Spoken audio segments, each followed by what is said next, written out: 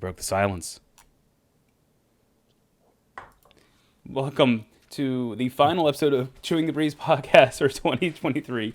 My name's Doug. And hi, my name is Steve, and my foe is a toaster. And so Chewing the Breeze is a nice little video game podcast thing where we get to talk about things that we like and just kind of get all into it. Get all into it. Like, that sounds very vaguely sexual. Well, it wasn't until you said so. So it's only awkward if you make it awkward. Exactly. So kind of a point of order for today. It's December 31st, 2023. I don't know where the year went, but now that we're here, now that 2024 is on the horizon in less than 12 hours, but really it's less than 15 hours. It's 5 o'clock somewhere. True.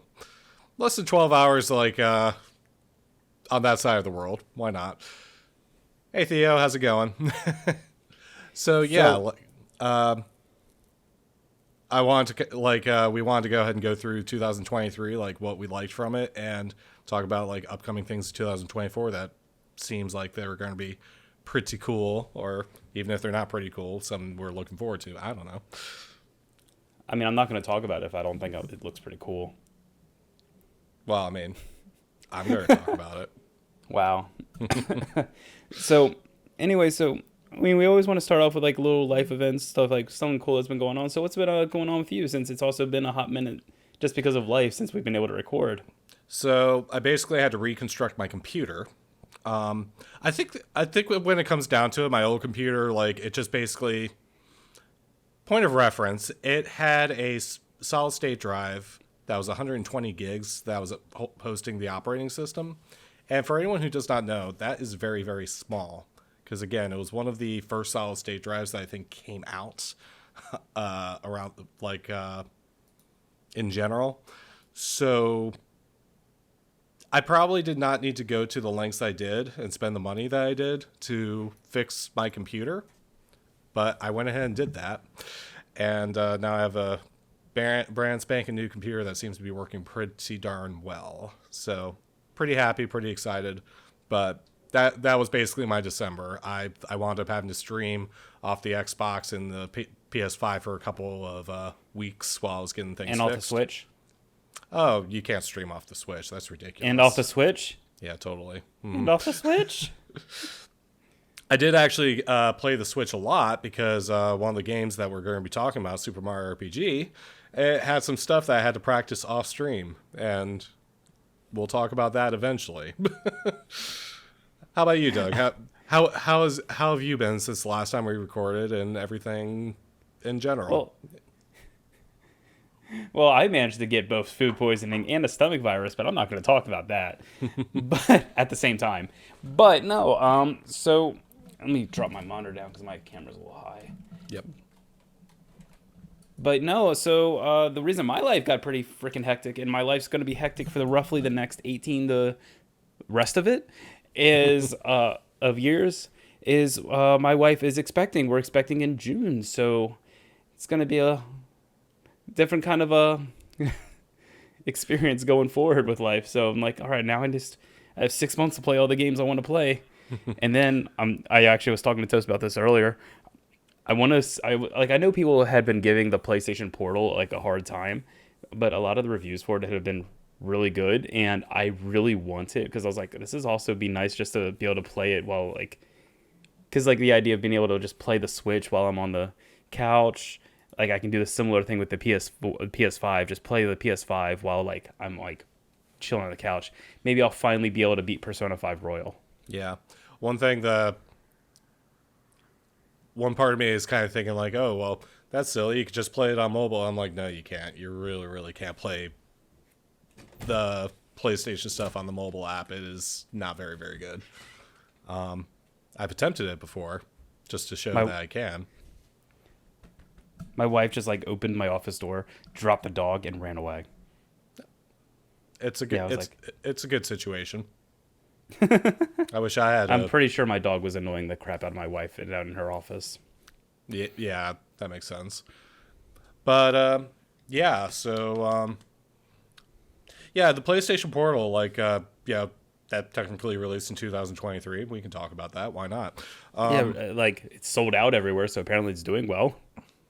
I mean, there's Like I always going to can't be find it people. anywhere. There's always going to be some people who just adopt every single thing, but at the same time, like, for those niche situations, like, yeah, I do know that I probably have no interest in it because, like, my gaming stuff is all set up in one spot and it doesn't move.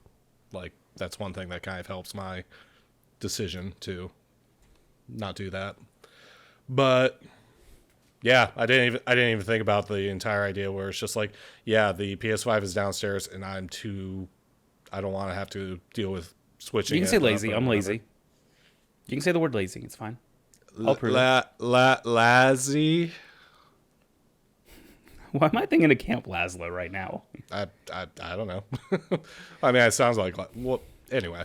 So, going forward, talking about games of 2023, I figured the easiest way to do this, and I know our lists are going to have some overlap, and so I figured we'll just kind of go back and forth, naming a game and talk about it. We'll talk about it for a couple minutes and move on to the next one.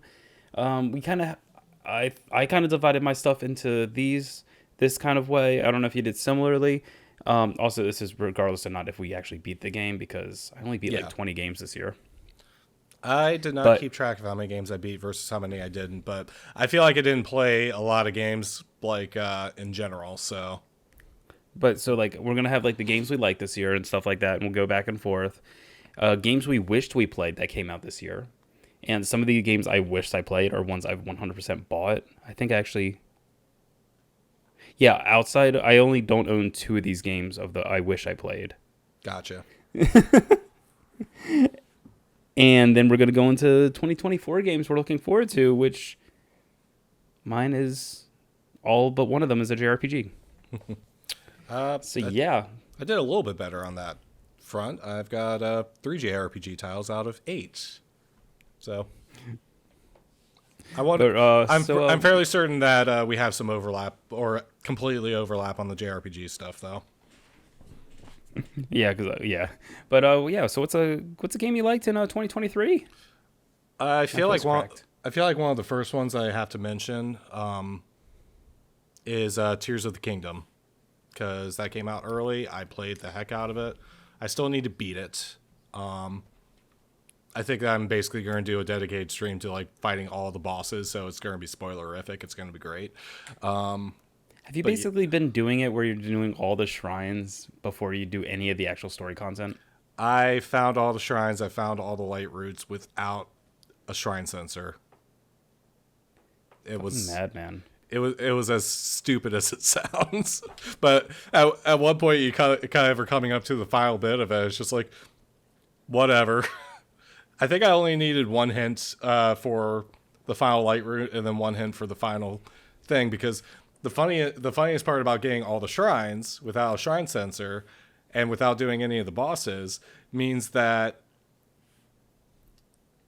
Thunder Island was still thundering when I was up there.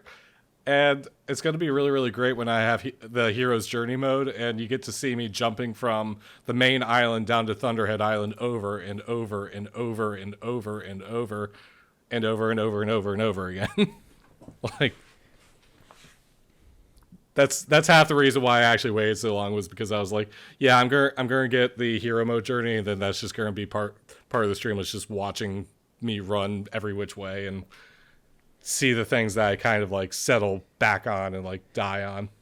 So Tears of the Kingdom, like that was also on my list. That game was like one of the things that just I love so much about it is how much freedom you had in like tackling these problems.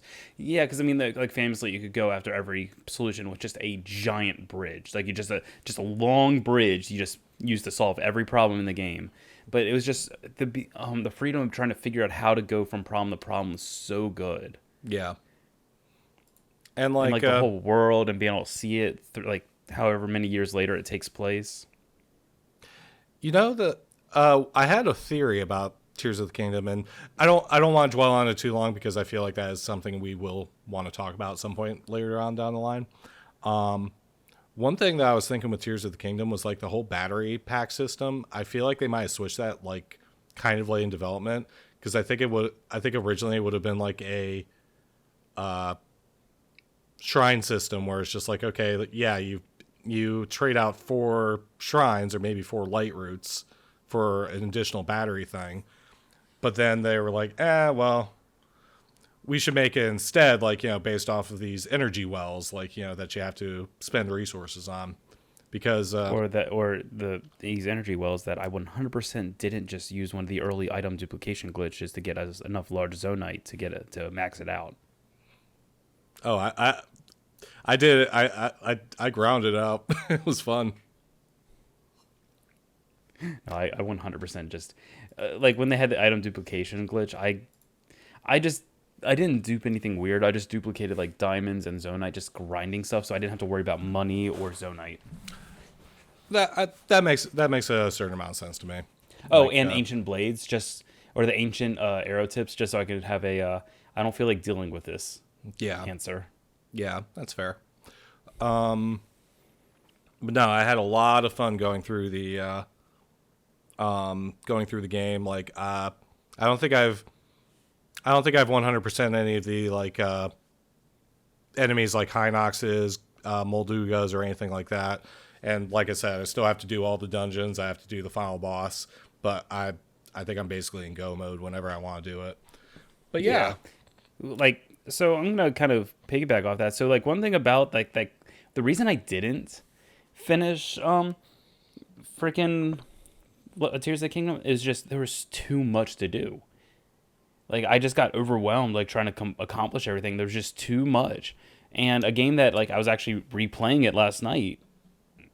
That like kind of had like the perfect antithesis to it. They still had a lot to do, but it was just very manageable, very calming. Was Pikmin 4. Pikmin 4 is on my list to buy. It's I mean, again, if you ever want to borrow it, just or that like because like it's just so good. It's so satisfying. Like there's it has like all these side quests you can do, but it's all of them are just kind of done by you playing the game as you. Like if you play the game like thoroughly, they're just kind of done as a result, and it's just so satisfying to go through and do it. I love playing it, and like I actually learned something new last night, how I could like use like kind of move the Pikmin around me like in formation, just a little silly thing. The same year Pikmin 1 and 2 got remastered and released, like basically shadow dropped, and Yeah, they got Pikmin 3 was already on the Game Switch, General. so you can play the entire Pikmin series minus the side scroller on Switch. Oh no, the side scroller, the one that's the least like all the other ones.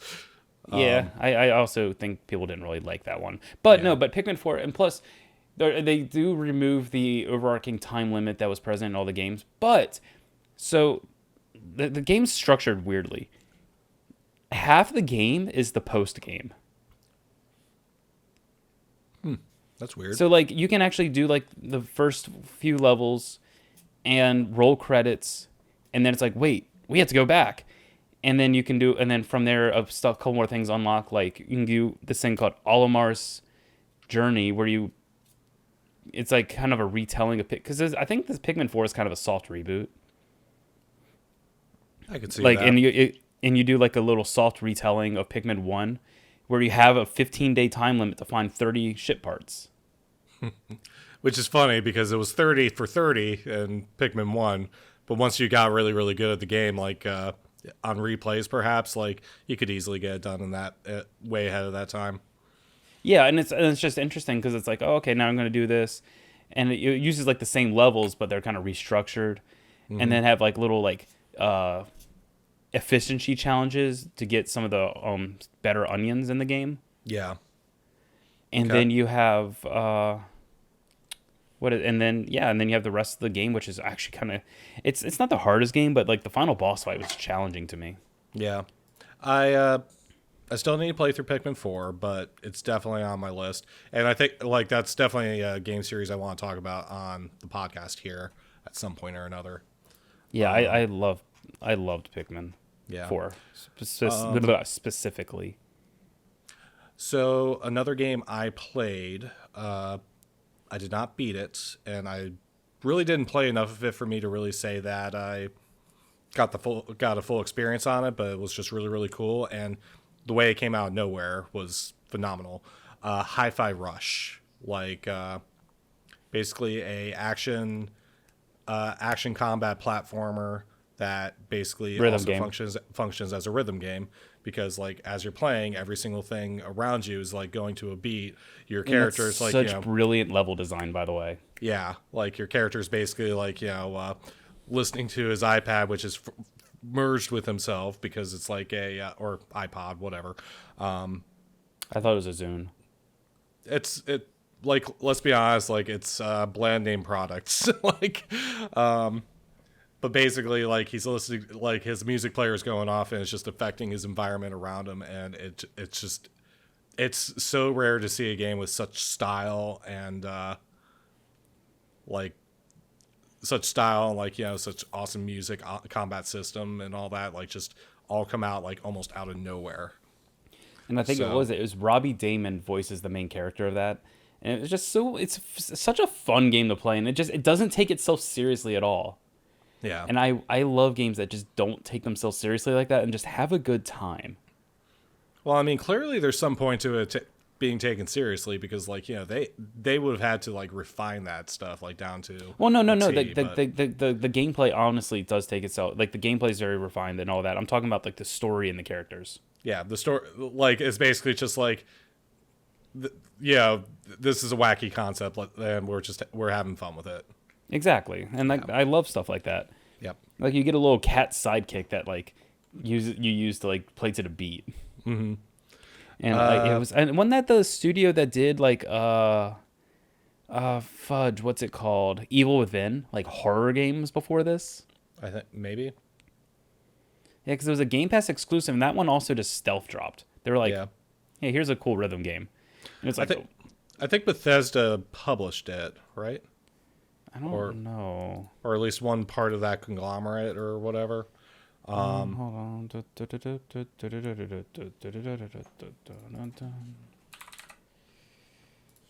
Let's see here. It should be near the top of this list right here. Because it came out in like January or February, right? January. It was Tango Gameworks, published by Bethesda. And Tango Gameworks, yeah, Evil Within, and Ghostwire. Okay. So yeah, like they have Evil Within, Evil Within 2, Ghostwire Tokyo, Hi-Fi Rush. It's like that's a knee jerk. It's always a lot of fun when like there's a change like that, like just a sudden shift.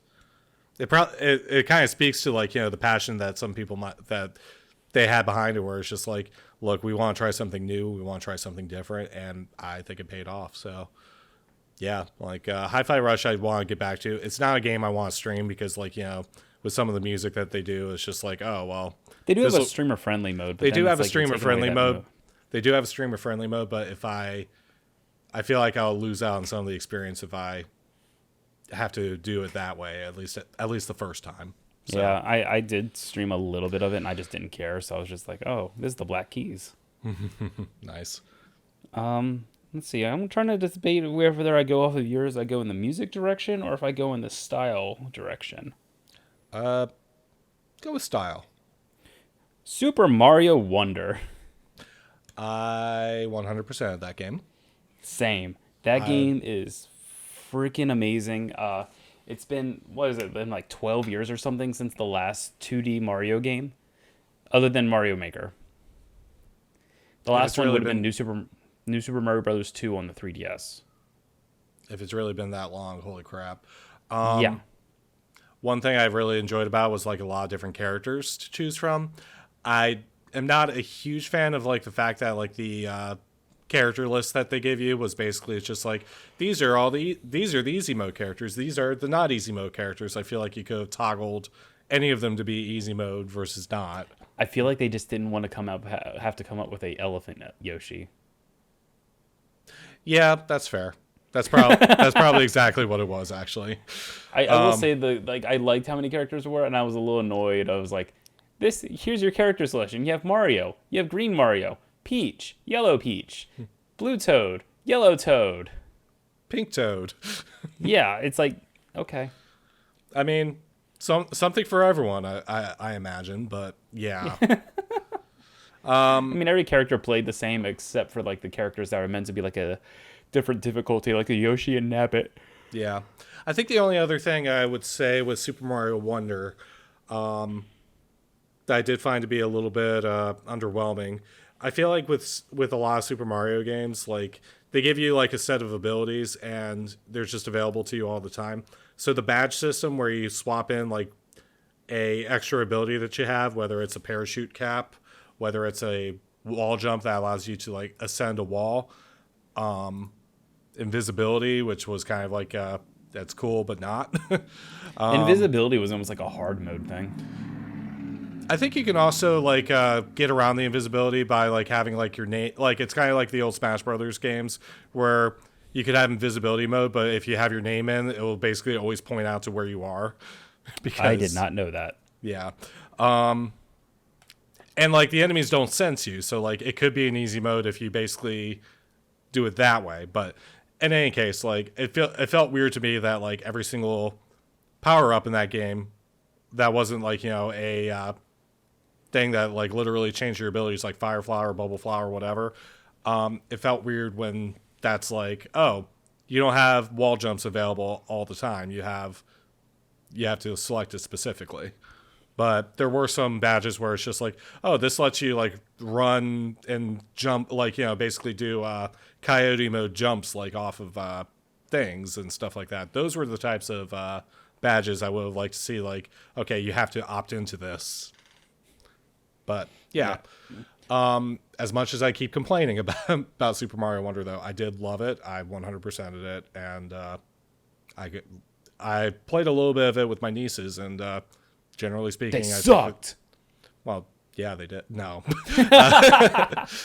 there was a couple levels where it's just like, hey, can you help me out? Like, sure, but it's also like the multiplayer. I feel like does need a little bit of refinement too, but like it was just a good time to be like, okay, yeah, we're just gonna veg out and play this and all that.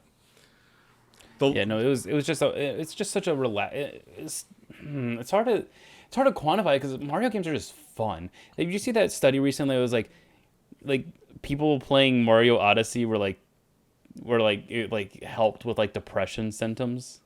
I feel like I might have seen that. Yeah, it was something recently. I don't know the full like all encompassing of it, but it was like the study in Japan was saying like showing how like Mario playing Super Mario Odyssey helped with like people's depression. And I'm like, yeah, I can get behind that. Yeah. Mario Odyssey is probably like my favorite Mario game. That kind of reminds me of a interesting little story with Charles Martinet, and I feel like it's not a bad time. Also, Mario Wonder, very noticeably the first game, not with Charles Martinet. Yeah, like that's part of the reason why I was like, okay, let's ease this one in. Yeah, Charles Martinet is no longer voicing Mario as of Super Mario Wonder.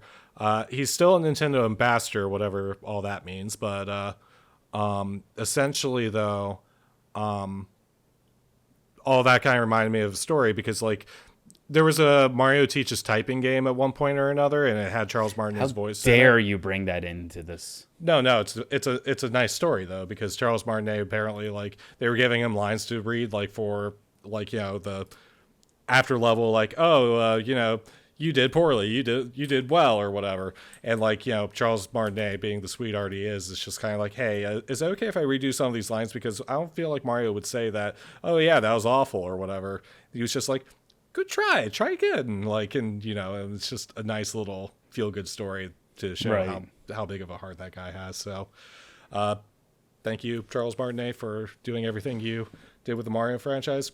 Best of luck, and yeah. Wahoo. Wahoo. Yeah, no, I really hope we get another. I hope we don't have to wait another decade before we play another 2D Mario game. Yeah. Well, there's something to be said about like just the refinement that kind of goes into that kind of thing. So yeah. So a game that I heard a lot of buzz about that I never actually played was Pizza Tower, and I kind of want to play that because like it kind of. Are we already out of games you loved this year? No. Okay, you're just going into it. I was just reading off my list. We'll come back around to Pizza Tower. It's fine. Party Animals. You and I played that like. Ooh, that's actually was not on my list. That Haha. I didn't even think about that one. Basically, imagine like a competitive brawler situation where everyone is in mascot suits and beating the crap out of each other. It was a lot of fun. Yeah, that I don't know if I probably should have put that on my games we love things, because like that game is just by yourself it's stupid. I'll be honest. By yourself it's stupid. But if you get into like a Discord call with a group of friends and just play, it's just stupid. Yeah. Stupid It's fun. stupid fun. Like you're like, oh, I'm gonna get my little like. I think I had my character I always used was like a duck that was like dressed as a punching bag, Yep. and like I would just run around tasering people using the nunchucks. The nunchucks were overpowered, but you could accidentally flip yourself in the face with them. It's just such a stupid game with stupid mechanics, and I can't stop playing it when I start. Yeah. It was on Game Pass. I'm certain it still is. I think it is. It's one of those games like I don't think I'd ever actually buy it. Yeah. Although I did think I bought it for my wife, so because I was using our Xbox, so she could play with us. But anyway, Yeah. I feel like Liz would post like that every now and again though, so I think it'll be fine. So yeah, we're sticking with the games that we actually played then. It's yeah. Okay. So Yeah, you go. so I didn't want to put in any like straight like just re-releases of stuff. And so like I had originally on my list the Mega Man Battle Network collection, but then I took it off. It's like that's just 6 games I played years ago. But I almost put that on because that's a game series I do want to play. So Yeah. technically that would come down a little bit later. But one thing, but I was like, these 2 games, like there's 2 games over here that are on like this on mine that they're remakes, but they're just so different, or they're just so much work was put into them, like they're just full on remakes. And I'm gonna go for one of them, Live Alive. That was on my list. I played the demo. I enjoyed it. I think I played the Ninja Master, like the Ninja Assassin guy, the Monk Master who has like 3 students that he trains. I can't remember the third person I played What was as. the third one in that? Oh, it was the Far Future. Oh, I don't think I actually played that one then. Okay.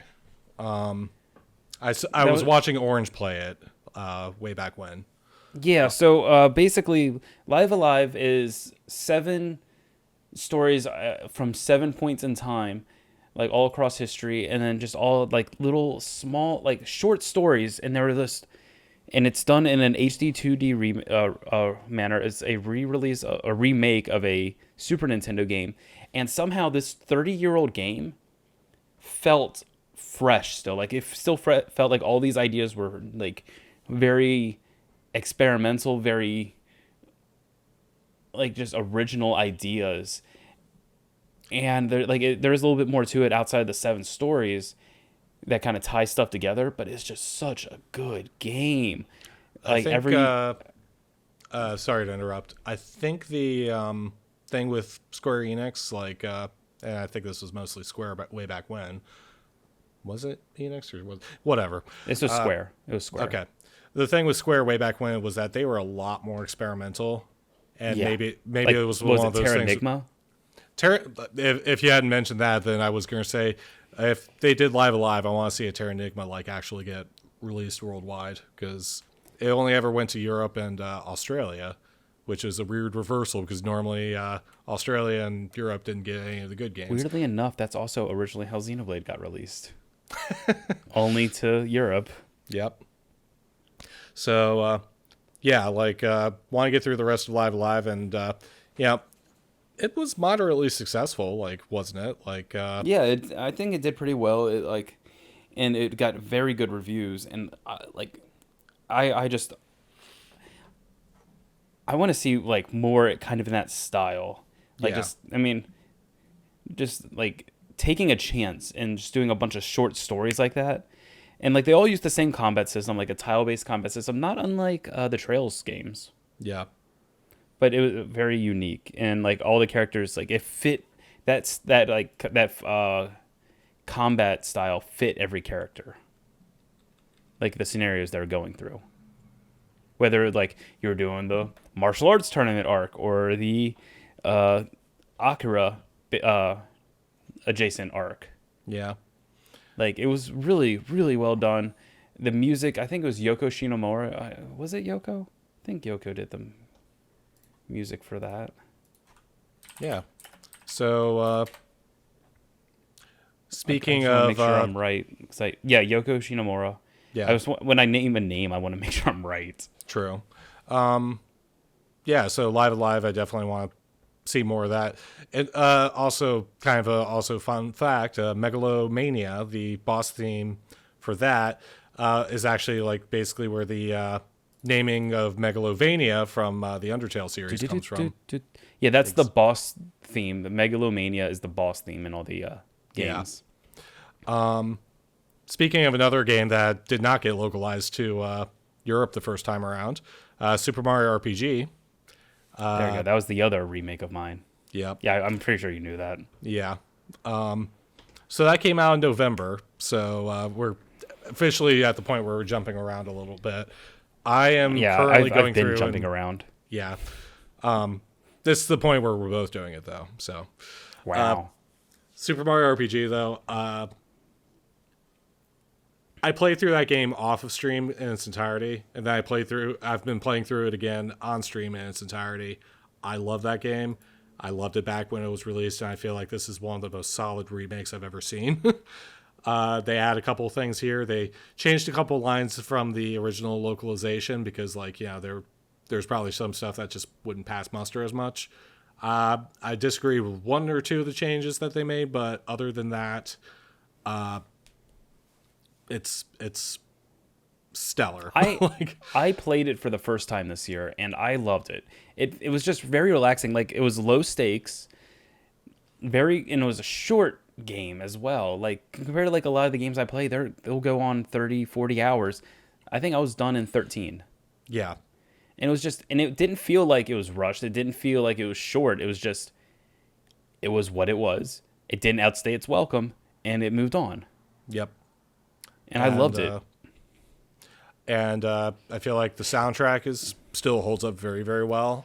Yeah, the soundtrack was very good, especially like the remix soundtrack they had for the remake. One thing I did while I was playing the game, at one point I did switch to the old one, just kind of be like, is this any, like, how different is this? And then while I was listening to the classic soundtrack, like, you know, and playing the game, I was just like, I forgot to turn it back on. Or turn the modern one back on. I was just like, this still fits. Again, fits also, really, really well. Same composer as Live Alive, Yep. Yoko Shinomura. She is wonderful. Yeah, no, I mean she does everything like Kingdom Hearts, Mana games. Didn't she also work a little bit on Street Fighter, or am I completely mixing that up with something?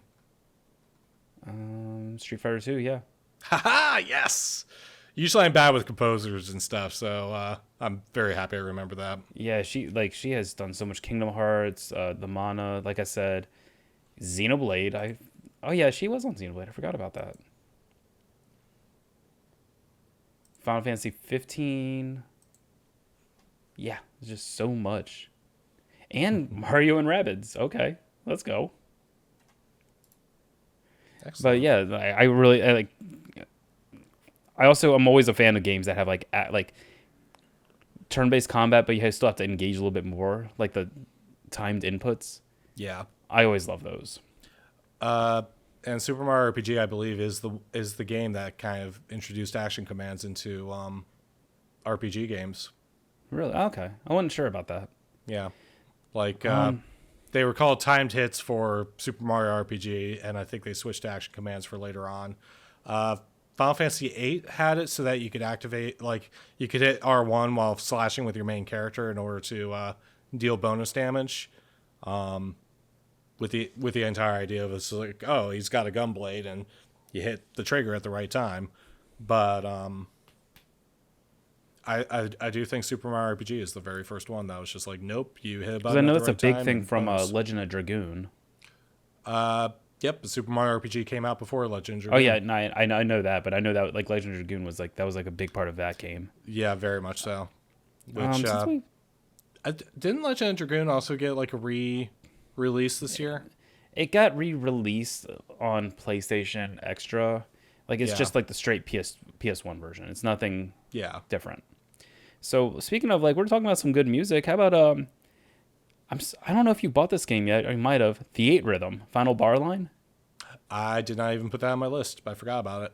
Yeah, that game has been like my guilty pleasure, like not my guilty get pleasure game. That's been like my unwind game all year. I think that was my second most played game this year on my Switch, Nice. Yeah, or maybe like even my first.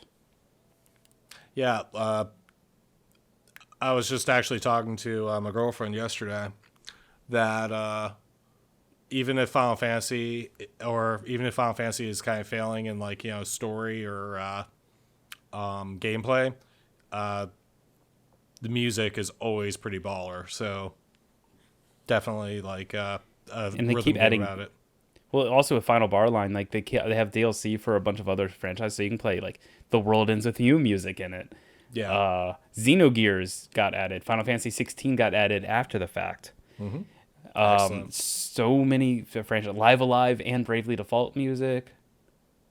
It's just so good. They have so much choice, and the rhythm game of it is kind of simple. It's just button presses and holding, but like I love it. Yeah, It's just so like I have it on Switch. I'll just sit in bed, just play a couple songs before I go to sleep. that sounds pretty relaxing. Oh, it really is. I highly recommend it to everybody. And plus, it even has like in being a Final Fantasy game, it has RPG mechanics to it. Like you're leveling up the characters from all across the Final Fantasy like history. Yeah. I think my current party is Noctis, Ultimecia, Sephiroth, and Ignis. Well, I mean, Noctis and Ignis, like, that Ignis is the cook, right? Yes. And that, yeah. You have to have Ignis there. You have to have a good warrior cook.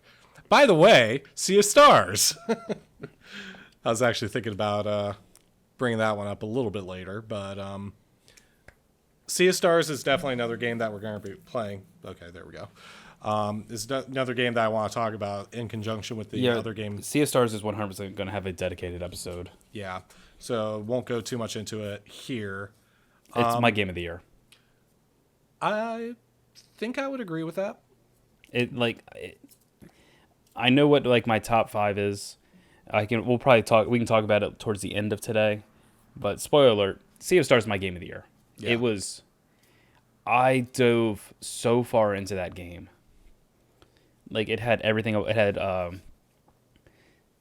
Yasunori Mitsuda doing music for it, like guest composer on certain tracks. The composer that did the rest of the tracks nailed it. Yeah. The characters were all perfect.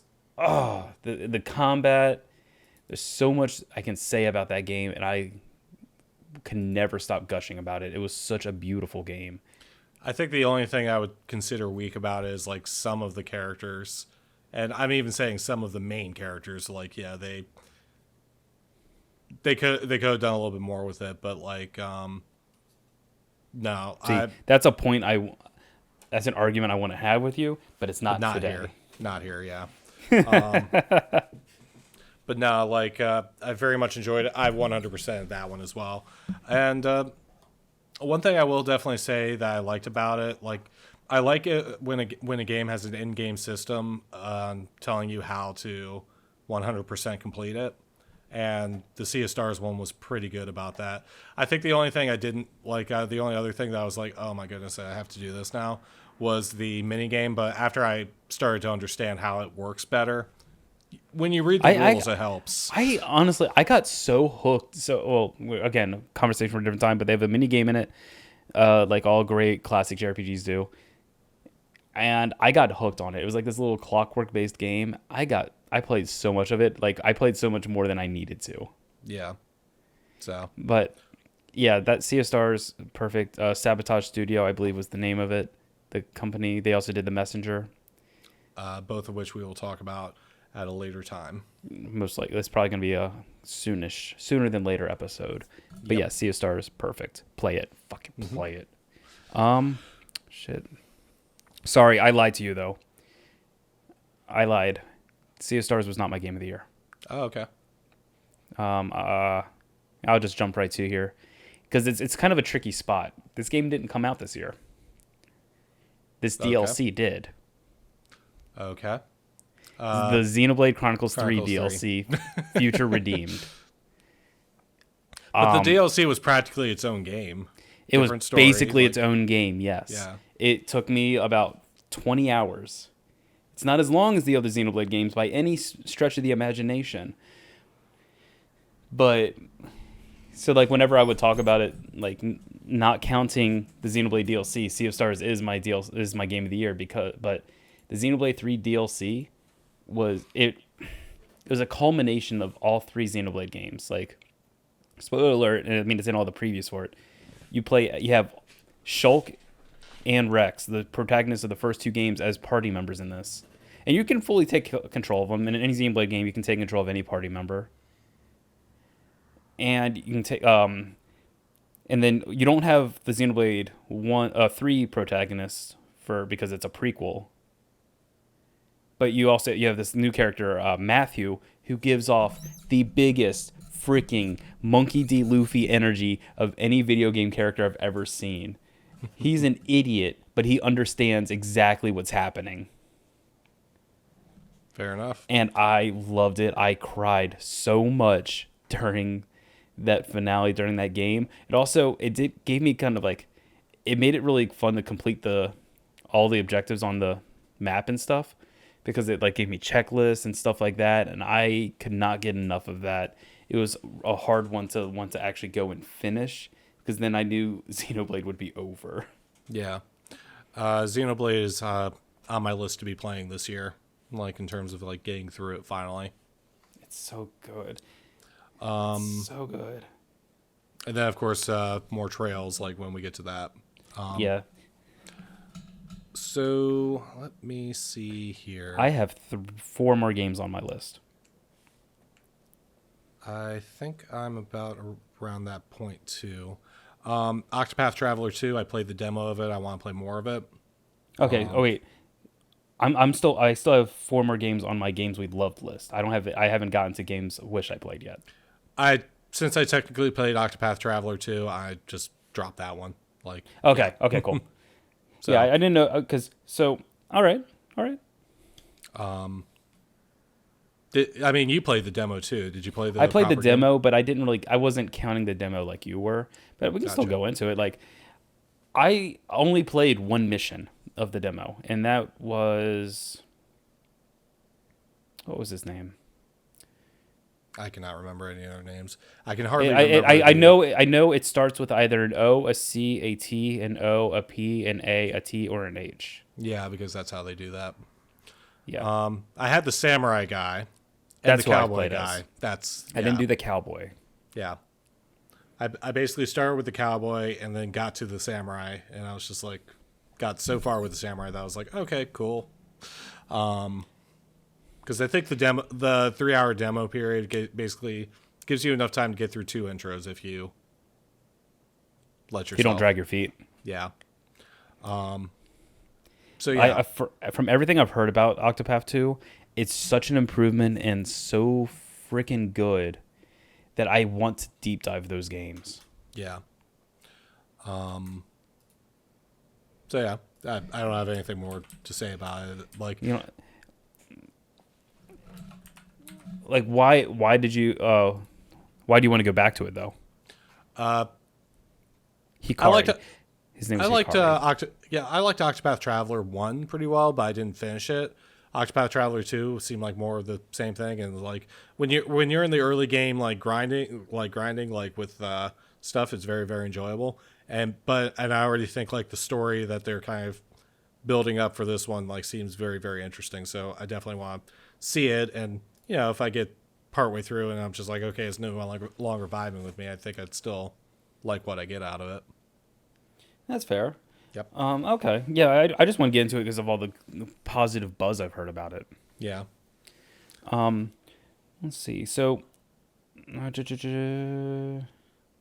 going to kind of combine these two games real quick. They're nothing alike, by the way. Yep. And you're going to kind of laugh that I actually did combine them. But I'm just trying to like shortcut to these other two games that are I want to talk more about. One Yep. Piece Odyssey and Fire Emblem Engage. Neither of those were on my list, so Yeah. So basically, they're games I haven't finished. I got about half-ish way through both of them before my ADHD brain said go play something else because that's how my brain works apparently. But One Piece Odyssey is basically One Piece in a Dragon Quest costume, or Dragon Quest in a One Piece costume. okay, yeah. And it's the battle mechanics are nothing too deep, but it feels like it has so much love for the show and the source material, and like all the characters are voiced by their Japanese voice actors, and it's just good One Piece fun. Okay. And like you're basically going through and doing like the greatest hits of like the One Piece world, going through all the different worlds and memories and playing through all of them, and it just feels so good. Like I got teary-eyed when I was playing through one of the early missions. Like I went to Alabasta, which is the desert kingdom in One Piece, and I saw the Going Merry, which is their first ship, and I was like, it's the Merry. And I was like, I was so happy. And then Fire Emblem Engage is kind of like, it's it didn't get as much love as Three Houses, but it's mainly because this is like a anniversary title. Like it's Yeah. paying homage to like everything that came before it. So I've been loving that. Plus, it has like a power up feature where you can like fuse with different heroes of the past to get like power up forms, and I'm a sucker for those kind of mechanics. Yeah. Cool. And so like, but the battle, so like, while the social aspect is nothing nearly as complex or as fun as what it was in Three Houses, the battle mechanics are like a real return to form for Fire Emblem. Okay. 30XDX, that apparently got a proper release this year. I think I played I played it while it was still in early access. Didn't like it as much as 20XDX when I was playing it in early access, so I haven't been rushing to get back to it. But it's still like a roguelike Mega Man game. I like roguelikes. I like Wasn't Mega it Man. based more in like more in like Mega Man Zero or something like that? Yeah, I could see that being a thing. And full disclosure, when I did get the Mega Man Zero collection once upon a time, I kind of got burnt out on that one. Like, You should try the ZX games on that. yeah, like I think I saw the ZX games and I saw you playing them, and I was like, oh, they seem a They're little bit better. they're also more akin to a Metroidvania. Yeah.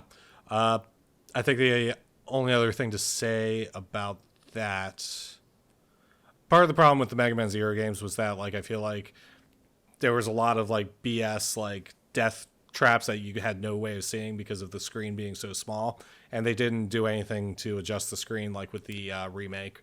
So, That's fair. and I think the other part of it is just like, yeah, these are BS, but like you also are going to start memorizing the levels if this is the only game you have on the Game Boy Advance, and you're playing it like over and over and over and over and over again. So That's fair. Yeah. Uh, Marvel's Spider-Man 2. that is on my list to get to play. eventually. I did Yeah, not buy it. And I did not play it. I love the first two Spider-Man games, Miles Morales and Spider-Man 1. I played this first Spider-Man. I platted that twice because they had the remastered one that I did, and I fucking love these games. It's also, it's so freaking cliche to say, but it makes you feel like Spider-Man. Yeah. And I had such a blast. I never fast traveled. This game, Spider-Man 2, has like probably the best fast travel system that will ever exist in a game. And I never used it because it's just that much fun swinging, webbing, like going everywhere through the city by itself, that I never ever did it. I think eventually, like in Spider-Man 1, I wound up fast traveling a little bit. And that was mostly just where, like, okay, I have this specific mission. Like, I think when I was doing, like, Taskmaster missions, I was just like, eh. And that's also about the time I was like, okay, I think I might be wrapping this up for the time being. I think I got through all the story stuff just fine. Oh, you actually beat the game? I think, yeah, I did beat the game, actually, now that I think about it. Okay. So, That's and fair. I think I started Miles Morales. I didn't finish it, but eventually. It's a lot shorter than the first one. Yeah.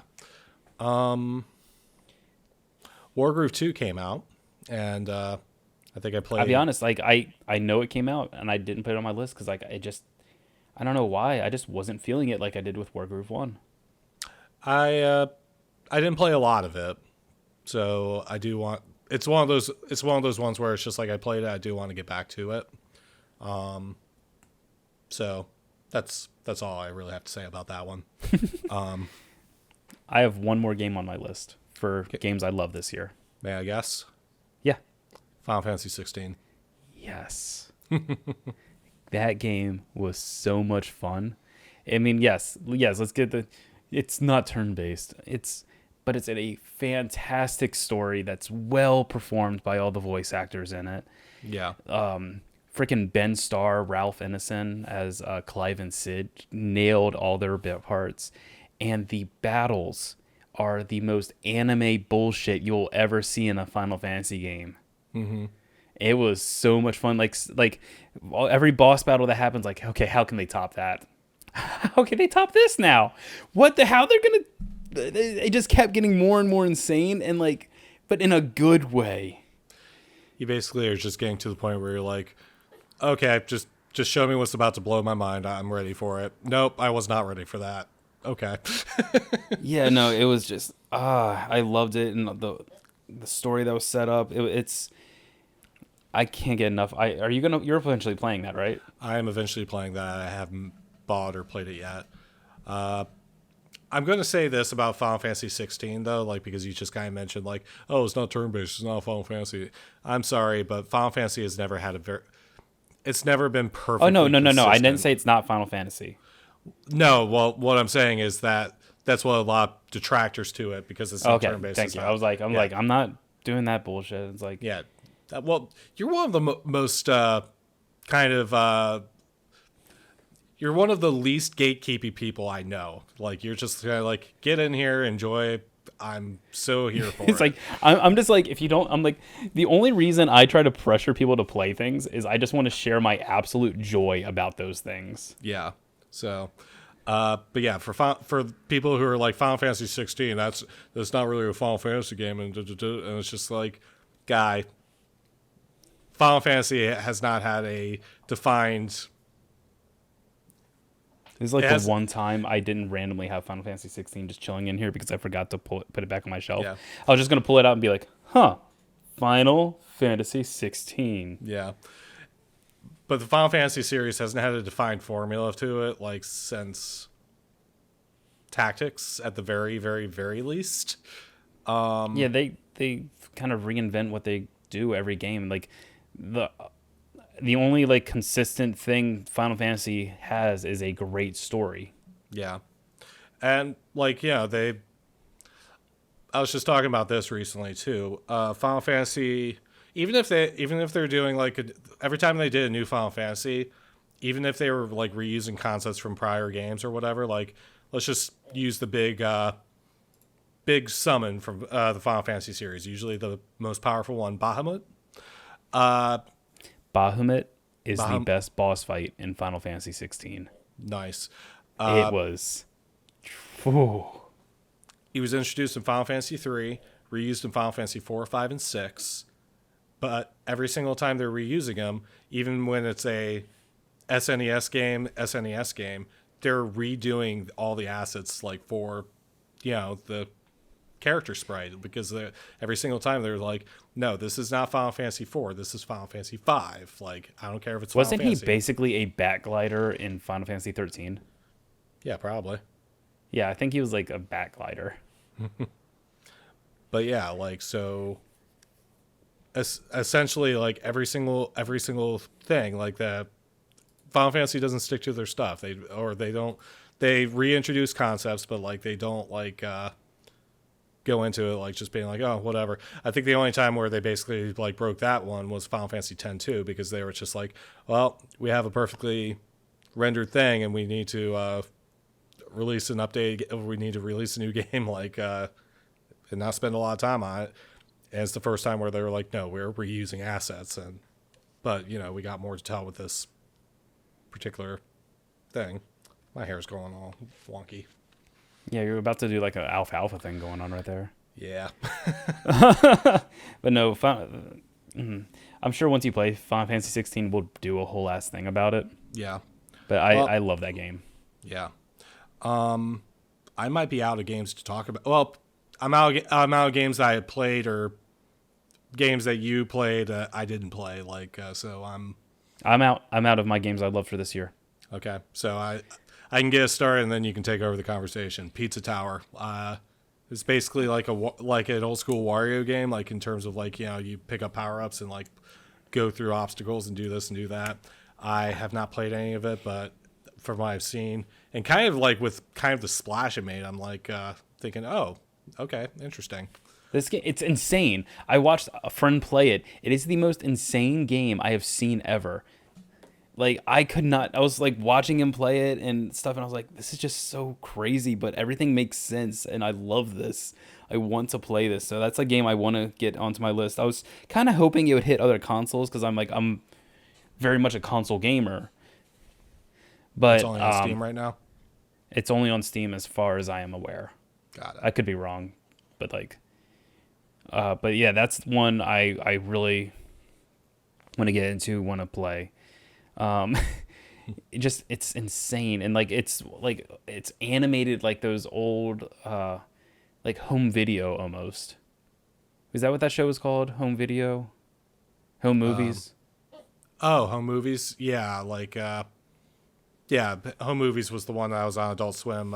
Basically Yeah. and that had H. John Benjamin as Coach McGurk. Yes. Yep. Okay. Yeah. Home movies. But yeah, so another game I wish I could have played more of this year is I wish I could have played some like a Jedi Survivor. Yep. Like I remember you playing through the first Star Wars Jedi game. it was a really fun Metroidvania, really fun time. Like I wish I could have. I got Jedi. I think I got Jedi. Did I buy Jedi Survivor? See, that's how you know I really have an issue with this because I'll buy games and I forget I bought them. Yeah. And so like times like that and like but I definitely wish I could have played this game this year because like from friends who love Star Wars, I'm a Star Wars. I like Star Wars, but I don't like dive headfirst into the culture of it. Yeah. But I loved Fallen Order. So Jedi Survivor, if it was just more of that, I'd be super happy about that. Yeah. And I mean, it seemed like a Dark Souls Star Wars game, basically. I saw it. It had Souls-like mechanics, but I felt like it played so much more like a frickin' roguelike. Okay. Yeah, I'll give that a go. Again, I would say just keep rattling games off. You want me to keep rattling games off? Yeah. Like a Dragon Gaiden. Because I mainly just wanted to play that this year because Infinite Wealth comes out next year. So I'm not going to harsh too much of that. It's basically like what happened to Kiryu after Yakuza 6, I believe what it would have been. Yakuza 6. So I wish I would have played that. You'll like this. I just bought Armored Core 6. Oh, nice. Yeah, it was like $20 off or something on Amazon. I was like, I want to play that. I like giant robots. So I want to play that. I want to live my best mech pilot life. Star Ocean 2, I've heard nothing but such good things about. Didn't you win a copy of that? And I won a copy of it, and I still haven't played it. I want to beat First Departure before I play that. Got it. But for the ultimate game I wish I played in 2023, because during the course of the year, I bought 3 or 4 games from this franchise. And we're still stuck on the second one. Trails. Yeah. I think I bought Trails in the Zero last year. So it would have been Trails into Azure, Trails in Reverie, and then Nayuta Wandering Trail or Boundless Trails. I want to jump into that. And then with next year with freaking Trails into Daybreak coming out, I want to get into all of those so badly. I want to play them. I want to have fun, like experience the story and the world so badly that I need to just like shut up and do it, you know? Yeah. I think I'm on like chapter 3 or 4 of Trails 2, the second chapter. I am on the prologue. I think you'll like once you hit the stride and like you'll blow past me, I'm sure. Like, because I was playing it pretty consistently. Like it helps when you throw it up on stream when you're already otherwise playing games or whatever. But I need to do better about that. Like when I'm just playing something, I'll just stream and not care about anything else. yeah. But one thing that I'm excited about, like maybe it's a potential 2024 release, except we haven't heard absolutely anything about it. But I linked to you an article on Twitter where it was basically just like, yeah, Nihon Falcon would really, really like to remake the Trails in the Sky, like Heroes series, like, because it's a good Not introductory. remake, just put them on Switch. Yeah, like, but basically, like, if we're seeing some movement going that way, like more people will get to play it. And, it would be great because, granted, the accessibility is not a big of an issue for those because all three of them are on Steam yeah, now, and I believe Trails in the Sky is currently on sale for $10. yep, probably. Because there should be a sale going on until January 2nd, I believe. But yeah, so like I'm very excited to. I need to get through Trails in the Sky second chapter. Yeah. So how about this though? How do you want to do what we're looking forward to 2024? Just kind of do what we've been doing? Yeah, like I think we could probably just switch off on stuff. Okay. How many games do you have for that? 9. Oh, well. Oh, sorry, 10. I have 8. There's more that I'm sure, but like 8 There's also going to be shared. Yeah, exactly. So I'm going to go ahead and just hit right on this shared one immediately. Thousand Year Door. Yep. That's like that's one of 3 games on my list as a whole that doesn't have a definitive release date. But Paper Mario Thousand Year Door, I never got to play the original. I didn't get to play the original on GameCube when it came out, but I picked it up on GameCube later. I don't have a original box for it. I had to get it used. Does that make much of a difference? Nope. It's not a real gamer. I don't know. But now, like, I do have a copy. I would like another copy in this case. Something. Well, also the graphical upgrade in the remake looks so good because, like, I first I was like, oh, that doesn't look too much different, but then I saw side by side comparisons. Like, this looks so good. Which is kind of mind blowing to me because it already looks so good to begin with. Yeah, but also I think you could also have those good old nostalgia goggles going. There's a lot of GameCube games, particularly ones that aren't like fully 3D, that still look really, really good. That's fair. Yeah. It comes down to art style. Yeah. The other thing too, and probably what might be making it look better in general too, Paper Mario has 3D environments, but 2D characters. So if the 3D environments have been touched up significantly, then great. Yeah. Yeah. So, yeah, definitely Paper Mario, Thousand Year Door. I'm kind of curious where they're going to go with the Mario RPG, like if they're just going to keep remaking them or whatever, or if we're going to get another proper Paper Mario game like in that style. Or Mario like, and Luigi. Yeah. Like Mario and Luigi, the studio shuttered, I think, but like, they could always give it out to another studio or what have you, I guess. I don't know. Like, I'm looking forward to seeing I'm looking forward to a lot of fans of Paper Mario Thousand Year Door playing it for the first time. Same. So what's another game you're looking forward to? I'm going to save that one for the last as much as possible anyway. Because it's probably the one where everyone's waiting with bated breath. Visions of Mana, though, that's got a 2024 release date, I think. Yes. And I am pretty excited about that. I played through Trails of Mana or Trials of Mana. Trials. I'm getting everything mixed up. Trails in the Mana, starring Joshua Bright. But before the stream, we were talking about like Fallout, and then I nearly called it Final Fantasy. So I just can't keep anything straight, I guess. But yeah, Visions of Mana. I took another look at the trailer yesterday, and It's gorgeous. it looks very, very good. The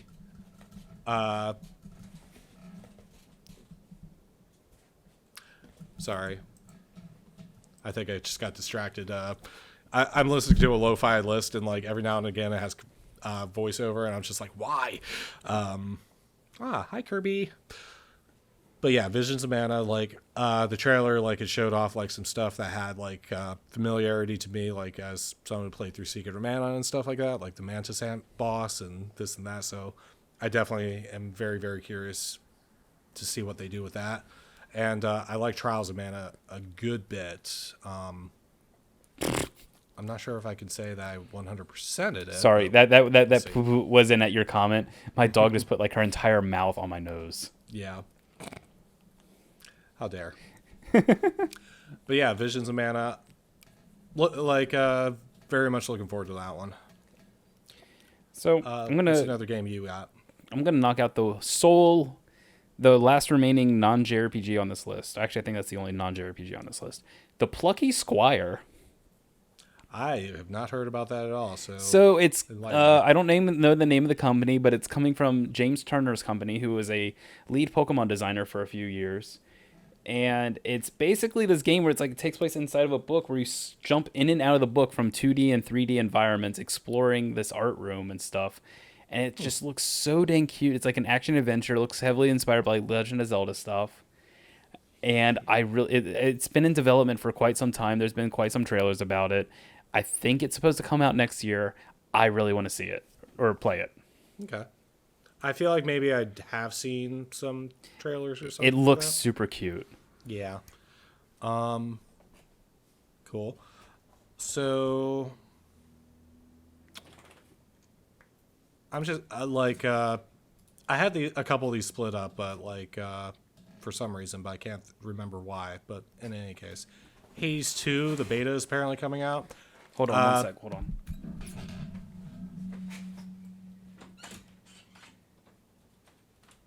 Clearly, Hades 2 just does not agree with him. I think the reason why I had this had a Hades 2 separated though is because I'm probably not even going to play it until it gets actually properly released. Yeah, so I don't plan on playing Hades 2 until it's properly released as well, because it was like one point that was brought up by a friend of mine was like, I loved Hades so much because of the polish that game had. Yeah. And like early access is great and you get to play it and you get to do it. But then you're just not you have to basically work yourself into that polish, you know? yeah, I guess basically I'm mentioning Hades 2 more as a notable mention. Like, cool, that's seeing some form of release. I'm looking forward to when it's 100% released. So,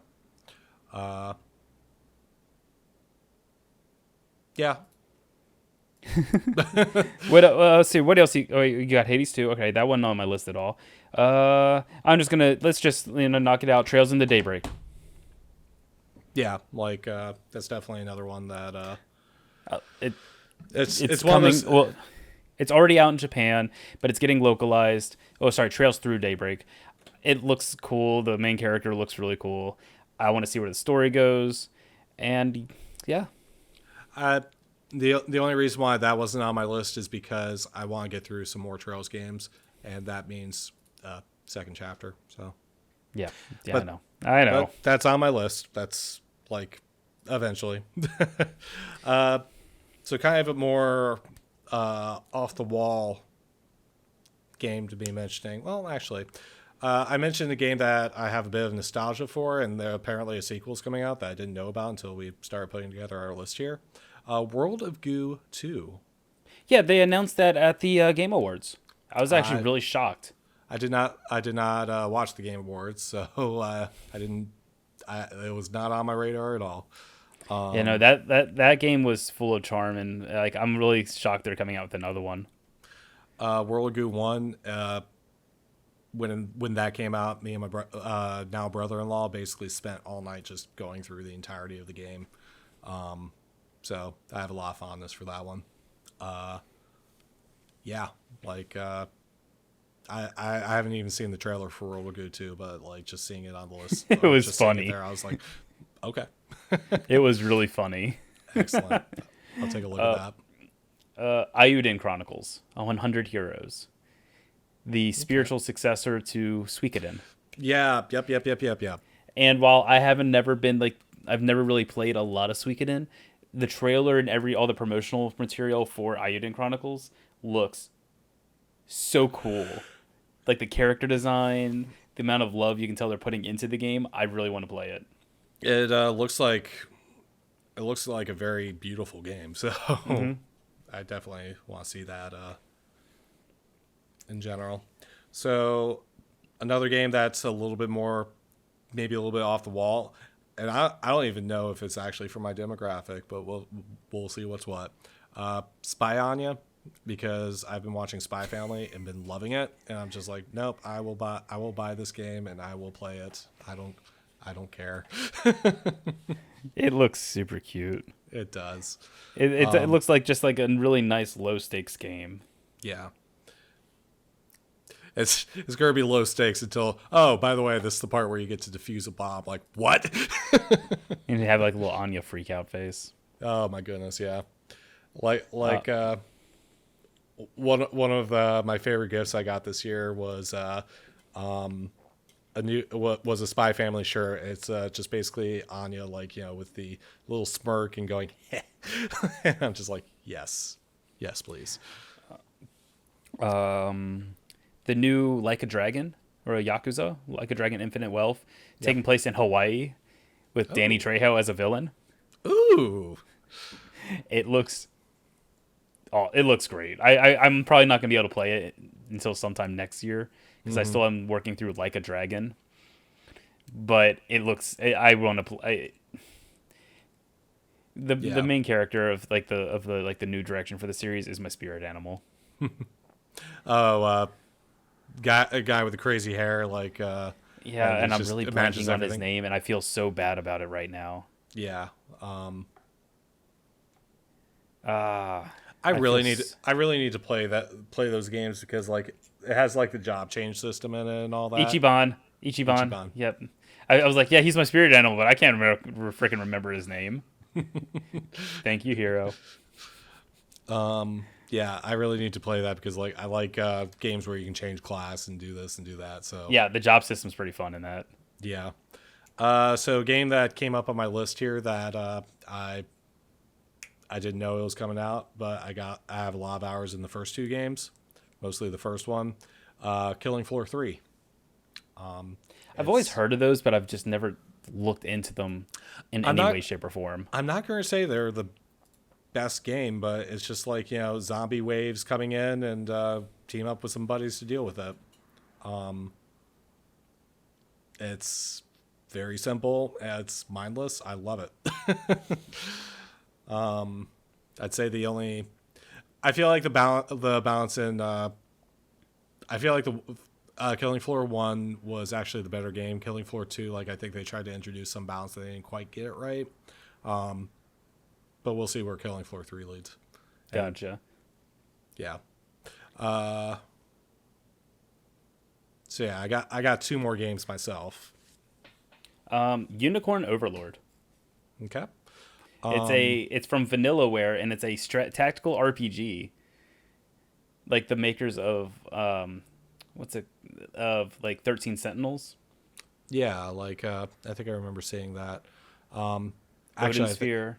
I think I might have actually just thought of another game, but Yeah, but the art style looks great, and it's apparently like their most ambitious game ever. So I was just like, let's see what they go with this. Plus, with a name like that, how could you not be curious? yeah. I think it was announced like on one of the Switch things, which is the reason why I got reminded of another game. They have like a Princess Peach game coming out this year, I think. That's right. I completely forgot. Actually, I mean, that's a game that's like it's kind of there for me. I don't know if I'm actually gonna get it. I think I'm interested in seeing like how it does, like even if I don't play it myself. That's valid. I suspect I'll want to play it because, like, at the very least, I think it's probably going to be better than the Super Princess Peach game that came out on the DS years ago.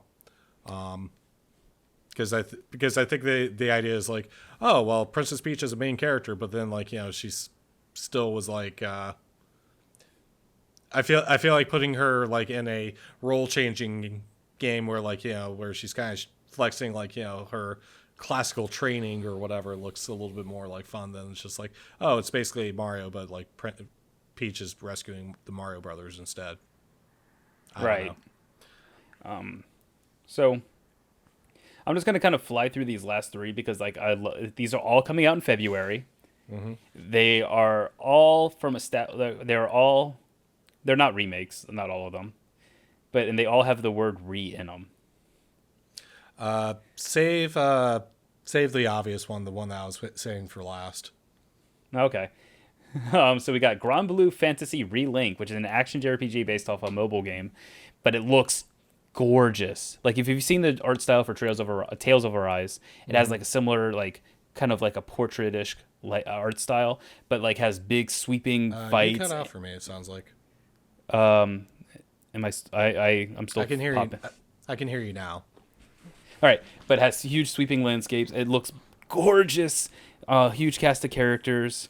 And then you have Persona 3 Reload, which is a remake of Persona 3, which I've often heard Persona 3 has like the best story of them all, but it's kind of some of its mechanics have not aged the best. Yeah. So I'm really excited to play that.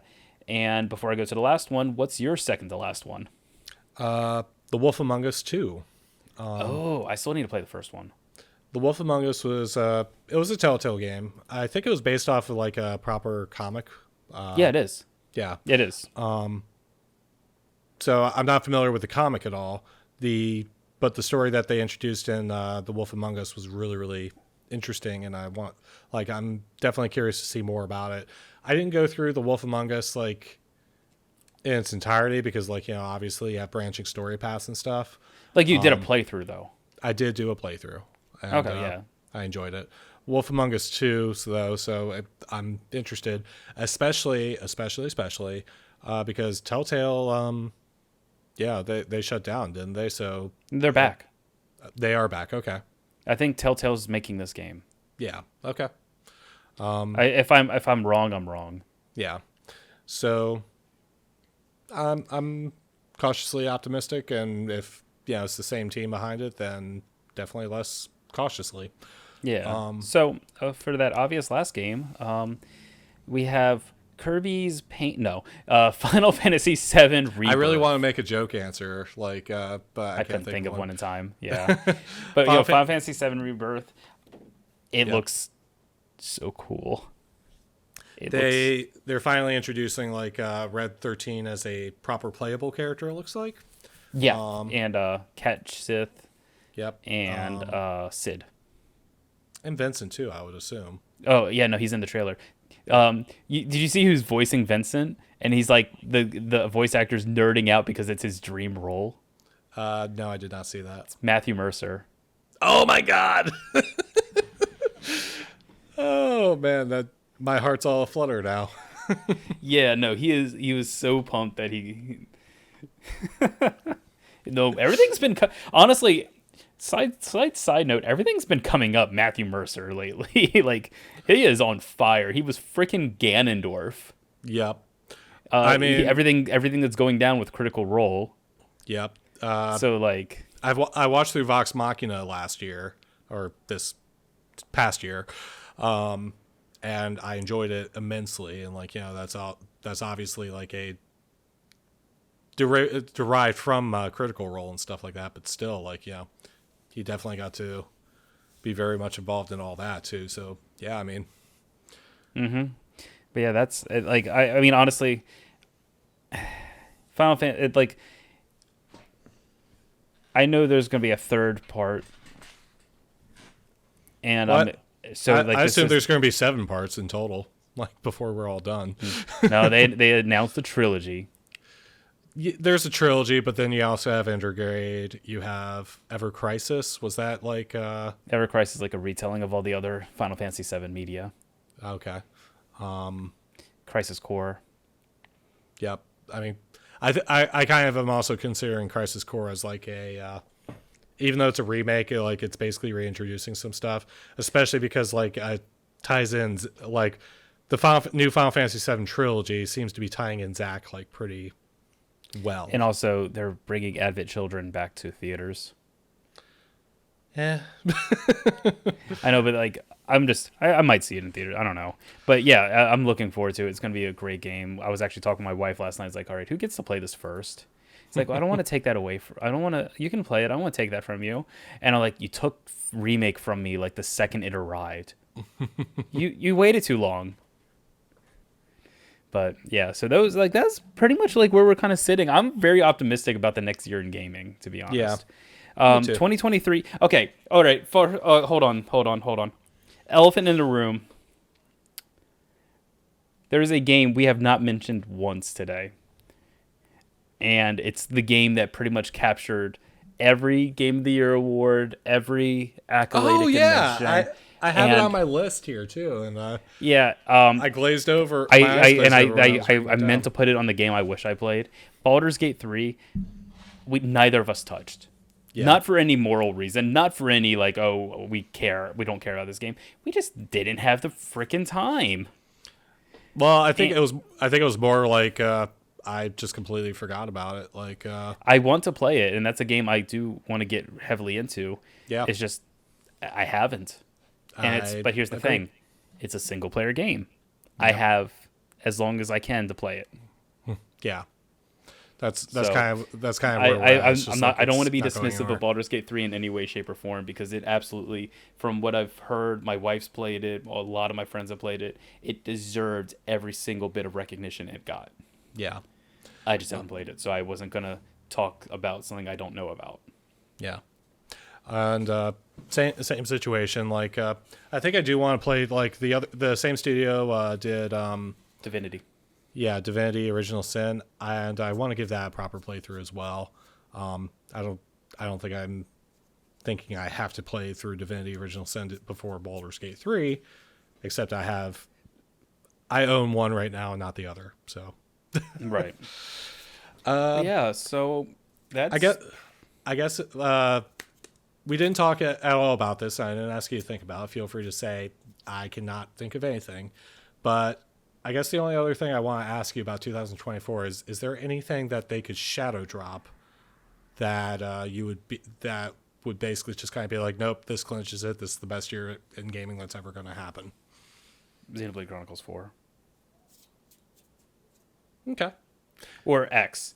I hold out hope all the time, but I think Xenoblade Chronicles X is finally going to get its remake this year.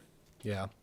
Because a lot of stuff in the Xenoblade Chronicles 3 DLC was pointing to X or Xenosaga. Mm-hmm. Actually, coming into play, and I'm like, I need this. If they do more with the any of the Xeno series, and I'm including Xenogears in that. If they do anything more with any of that, then yeah. There's because But anyway, I don't really have any much more to add. Do you? The shadow drop I'd like to see, if only just to put a lot of the fandom at ease finally, is actually there's two. The Metroid Prime series, like if there's another Metroid we already got a shadow drop this year. Quit asking for too much. But Metroid Prime 4. Like if Metroid Prime 4, like if we get news on that, if Metroid Prime 2. Next thing you'll tell me that Silk Song will actually come out. Yeah. I mean, I could see Silk Song, but like Silk Song was also already supposed to come out because like the Xbox thing that showed off on it was basically like, oh yeah, everything on this list is going to be on Game Pass within a year. As much as I want Silk Song to come out, I love being able to joke about how Silk Song never comes out. Yeah. Yeah, it's like, don't ruin this for us, Team Cherry. Come on. Keep working on it forever. But no, the other game that I'd like to see, and we did get some news about it somewhat recently, Deltarune Chapters 3 and 4. Still need to play 1 and 2. 3 and 4, I think, will be released like as payable content, because originally Chapter 1 got shadow dropped. Absolutely shadow dropped, like one Halloween. Chapter 2 was going to be shadow dropped, but then it came out the year during the pandemic, and or it was going to be released for money, but then it came out the year during the pandemic, and Toby Fox was like, nah, I'm releasing this for free too, whatever. And then he said 3, 4, and 5 would all be released together, and then 6 and 7 would be released together, and those would be paid. I think he made an announcement recently that said 3 and 4... 3 is basically done. 4, we basically have to tie up like something on it, and those will be released together because we haven't really done any work on Chapter 5, and we don't want that to delay everything else. So I cannot say for certain when 3 and 4 will come out, but like I feel like it's on the horizon, and I do want to see that come out soon. Yeah, I agree. Yep. All right, but yeah, so I guess that's it for 2023. Thanks for everybody hanging out. It doesn't with feel us. like it's 2024 tomorrow, but It's what can it's you gonna do? be. Yeah, so 2024 is going to be a big year. I mean, I told you guys why it's going to be a big year for me, but it's going to be a fun year for gaming. Like I said, we're both very much looking forward to Rebirth. A lot of good stuff came out this year. A lot of good stuff for us to still play. I can't think of anything else. Any last words? Look forward to more podcasting stuff now that we're hopefully like Yeah, we done with want to computer really get issues into a and groove of this. yeah. So appreciate the patience and appreciate anyone's time, anyone who watches the stuff and the streams and all that. All Love right, you but all. yes, Happy 2023 and Happy New Year. Happy New Year. But for now, this has been the Chewing the Breeze podcast, a podcast where we talk about games and whatever the heck else we want to talk about. So my name is Doug. And my name was Steve, and my foe's a toaster. All right.